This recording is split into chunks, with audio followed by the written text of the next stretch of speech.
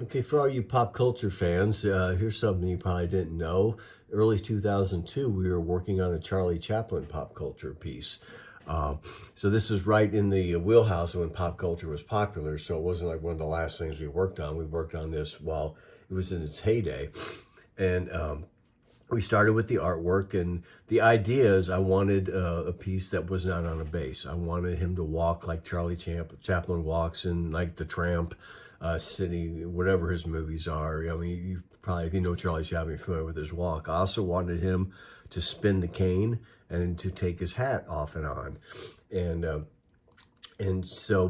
we started building it, and they couldn't do it without the base. You got to remember this time. This is early 2000s. In the late 2000s, we started getting modules with like the running module, mini running, where it's just running back and forth. The legs are moving, or it goes side to side, where the legs are shuffling one side then to the other. Well, at this point, we didn't really move the legs. The legs moved, the hips moved for the hip swinging modules, which is part of the pop culture. Started as hip swinging Santa and other characters, and then we put the larger heads on it and made the pop culture with the hip swinging. But we didn't have anything walking at that time yet. And so they couldn't figure it out.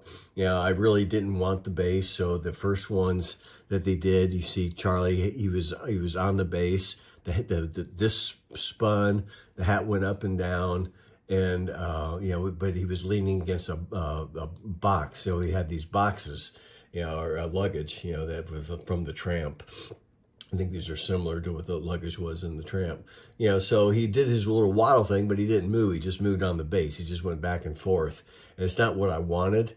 A little bit later version, we took him off the base. I got him off the base, convinced him to get him off the base, but they still needed the luggage behind him he wouldn't stand up. He would fall down. There's so much going on.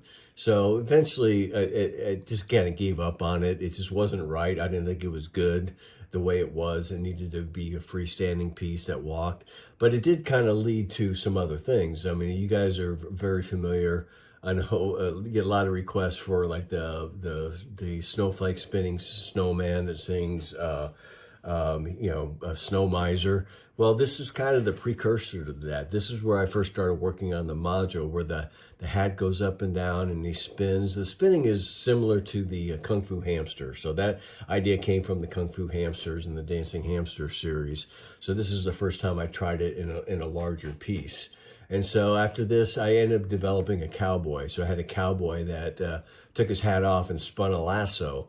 Well, then the Christmas team, ran with it, and they put it in a snowman. Instead of a cane, or a lasso, it was a string of snowflakes. So it was a snowflake spinning. The hat moved up and down, and they put a great song in it. So this is kind of the first version of that snowflake spinning Santa, even though it's not a snowman or snowflake spinning snowman.